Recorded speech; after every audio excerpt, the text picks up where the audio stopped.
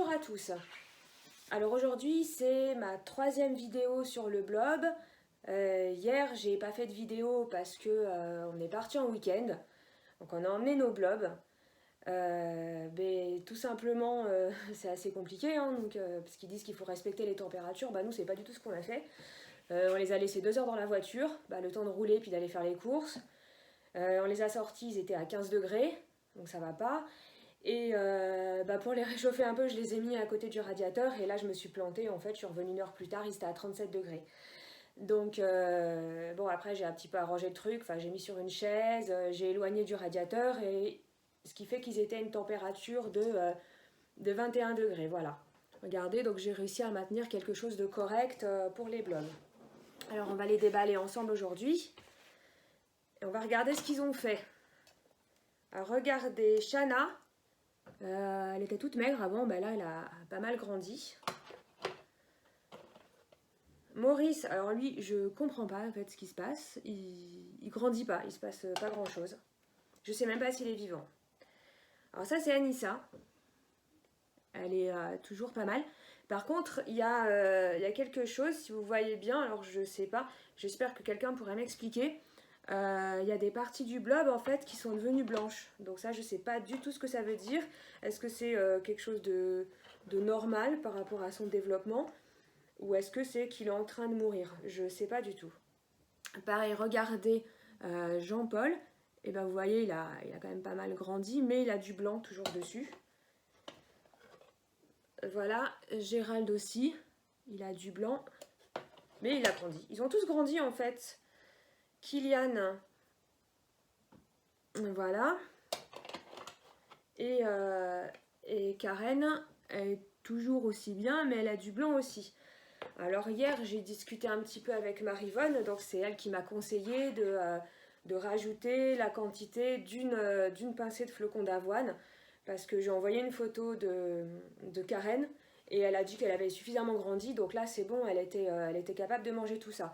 Donc le but bien sûr c'est de disperser les flocons d'avoine pour que le blob puisse aller les chercher partout, et comme ça il grandit.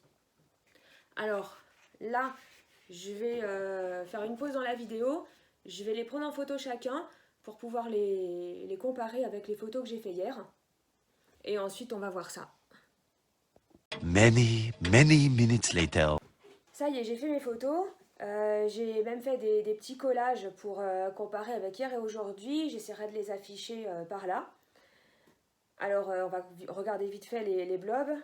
Alors, Jean-Paul, lui, il a changé de côté, donc il est allé vers la nourriture toute neuve.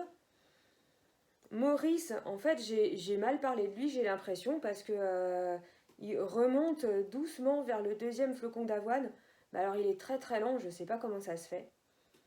Kylian, lui, il a changé de côté parce que j'ai mis la nouvelle nourriture de l'autre côté. Anissa, alors elle, le résultat, franchement, il est super. Anissa, elle est partie de tous les côtés. Alors en fait, je me pose une question parce que je regarde là où le blob est blanc. En fait, c'est sur les anciens flocons d'avoine. Donc c'est peut-être, je sais pas, c'est peut-être quand il a fini de manger, il y a un truc. Parce que sur les nouveaux flocons d'avoine, on le voit, c'est en haut sur la photo. Anissa, elle est toujours jaune. Gérald, lui, il a vachement grandi, donc il est parti à gauche vers la nourriture. Shana, elle était toute petite, elle s'est vachement développée, pareil, elle est partie sur les nouveaux flocons d'avoine. Et Karen, alors j'ai mis de la nourriture de chaque côté, à gauche et à droite. Elle est partie manger vers la gauche, alors je sais pas comment ça se fait. Peut-être qu'après elle va tourner et qu'elle va aller manger les autres flocons, je sais pas du tout en fait. Voilà. Donc tout ça pour dire qu'en 2-3 jours d'élevage de blob, on peut avoir des super résultats. Franchement, quand vous regardez le détail des petits... ça fait comme des petits fils, quoi. C'est vraiment super joli. Voilà. Alors, une fois qu'on a observé ça, j'aimerais faire une 2e partie de vidéo dans laquelle je vais essayer de répondre aux questions qu'on m'a posées. Donc j'ai des amis qui ont regardé les vidéos, j'en ai un petit peu parlé avec eux, et ils m'ont demandé d'abord qu'est-ce que c'était un blob. Alors bon, moi j'ai fait des recherches parce qu'en fait je savais pas trop au début.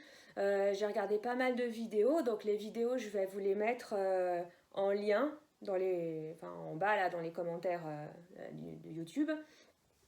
En attendant, donc le blob c'est pas un animal, c'est pas une plante. Oui, j'ai une anti-sèche, c'est pas un champignon en fait, c'est une seule cellule avec plusieurs noyaux. Voilà, et donc cette cellule, en fait, elle est remplie comme toutes les cellules de cytoplasme, mais elle se déplace en le faisant bouger. Et d'ailleurs, on a vu sur les photos qu'il y avait un espèce de truc blanc, en fait, comme de la bave autour des blobs, et ça, c'est du mucus. Et ça lui permet de se déplacer et de savoir où il a déjà été. Comme ça, il y retourne pas deux fois. C'est-à-dire que s'il voit que dans un endroit, il n'y a pas de nourriture, il y retourne pas, quoi. Voilà.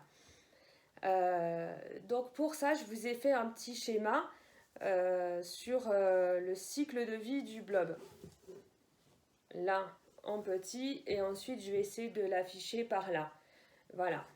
Donc, en fait, tout simplement, le blob, on va commencer par la gamète. Donc la gamète, c'est une cellule haploïde. Donc ça, c'est, rappelez-vous vos vieux cours de SVT. Donc haploïde parce que dans le noyau, en fait, il y a une moitié de chaque chromosome. Donc ensuite, les deux gamètes, elles fusionnent. Ça donne un zygote, c'est-à-dire une cellule diploïde. Donc là, le chromosome se retrouve entier. À ce moment-là, le blob commence à grandir. Donc ce que vous avez en jaune, en fait, c'est le cytoplasme. Et ce que vous avez en violet, c'est les noyaux qui sont à l'intérieur. Donc là, chaque noyau a tout le matériel génétique, c'est-à-dire tous les chromosomes qui sont entiers. Ça s'appelle un plasmode. Et nous, c'est ça qu'on a en fait. Voilà. Ensuite, si jamais le blob n'a pas assez de nourriture, ce qui peut se passer dans la nature, alors nous, c'est ce qu'on essaye d'éviter quand on fait l'élevage de blobs, c'est-à-dire qu'on va leur donner à manger à chaque fois. Mais bon, dans la nature, des fois, ils n'ont pas assez de nourriture, donc ils commencent une sporulation, c'est-à-dire que il va libérer ses spores. Alors pour ça, je vous ai trouvé une petite photo, c'est pas mal.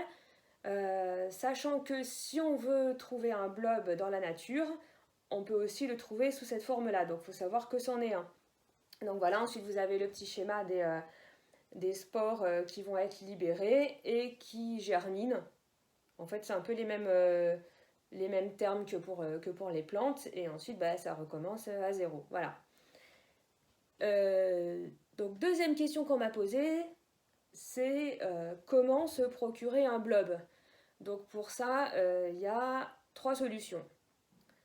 La solution la plus simple, c'est que le blob, en fait, ça vit dans la nature, donc vous pouvez en ramasser dans la nature. Donc bien sûr, pour ça, c'est un peu... il faut que les conditions soient idéales. Et si vous allez au cep, en fait, c'est un peu les mêmes conditions que pour les cèpes. C'est-à-dire qu'il faut qu'il fasse chaud, mais pas trop, qu'il y ait de l'humidité. Et donc ensuite, le blob, il vit sous les feuilles mortes, dans les souches de bois, donc voilà, dans des endroits assez ombragés.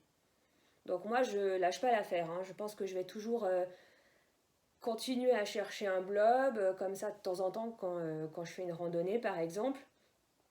Là, je trouve pas, donc voilà, je trouve pas. Alors comme je trouvais pas, j'ai demandé, il y a quelqu'un qui m'a proposé de m'envoyer des sclérotes. Donc la sclérote, en fait, ça peut se faire aussi naturellement, ou alors nous, on peut les faire, c'est quand le blob n'a pas assez d'eau. Donc tout simplement, il va se poser sur un truc et il va sécher. Et ensuite, on peut le ressusciter en quelque sorte en lui mettant une goutte d'eau et de la nourriture. Donc dans la nature, ça se fait, s'il ne trouve pas assez à manger, il reste collé sur son bout de bois, sur sa feuille et il sèche. Donc on peut aussi le trouver comme ça. Et je pense que d'ailleurs, ça doit se faire aussi en hiver. Et si ça se passe chez quelqu'un, tout simplement la personne elle va déposer le blob dans une boîte de pétri sur un petit bout de papier. On met pas d'eau, on attend qu'il sèche. On peut le garder, je crois d'ailleurs j'avais lu plusieurs années, voire même 30 ans au congélateur. Donc je ne veux pas raconter n'importe quoi, mais je crois qu'en fait un blob ça peut se conserver super longtemps. Et il y a autre chose d'ailleurs qui est intéressant par rapport à ça, c'est qu'en fait, le blob, ça vieillit. Donc en fait, votre blob, il va vieillir, genre sa vie 2 ou 3 ans. Et si vous voulez qu'il reparte à zéro, qu'il redevienne jeune, en fait, vous pouvez faire une sclérote, le réveiller, et là, il redevient tout jeune. Donc, on peut cloner son blob, le réveiller, enfin, c'est un truc de fou, quoi. Et donc, voilà, les trois techniques, en fait, pour trouver un blob. Donc, moi, je croyais que ça existait que jaune. En fait, pas du tout. Donc, il y a des blobs jaunes. Donc, voilà, dans la nature, ils ressemblent un peu à ça. Et il y a aussi des blobs blancs. Donc, vous voyez la petite photo. Voilà, donc je sais pas, enfin, ce que je vais essayer de trouver. Bon, déjà, ce serait pas mal si j'en trouve un, quoi. Alors ensuite, il y a des gens qui m'ont demandé à quoi ça sert de faire cette expérience. Alors, il y a deux choses. Moi, personnellement, je m'entraîne pour voir un petit peu comment ça se passe, les blobs. En fait, je me suis rendu compte qu'il y a des groupes Facebook avec pas mal de gens qui parlent de blobs, qui sont hyper calés. Donc, moi, j'aime bien découvrir des nouveaux trucs. Donc, je me suis dit, voilà, pourquoi pas. Donc moi ce que je vais faire tout simplement c'est que je m'entraîne, voilà, les réveiller, ensuite je m'entraîne à faire des sclérotes, ensuite je vais essayer de les faire grandir, je vais leur faire manger des trucs, pourquoi pas je ferai un blob géant, enfin je sais pas, je verrai en fait ce qui paraît ça mange des champignons, enfin je sais pas, vraiment je vais essayer des trucs. Et ensuite donc il y a l'expérience du CNRS qui est quand même quelque chose d'un peu plus cadré et sérieux. Donc, eux, tout simplement, ils ont constaté que, en ce moment, donc on est dans une période de réchauffement climatique quand même, en ce moment, il y a de moins en moins de blobs dans la nature.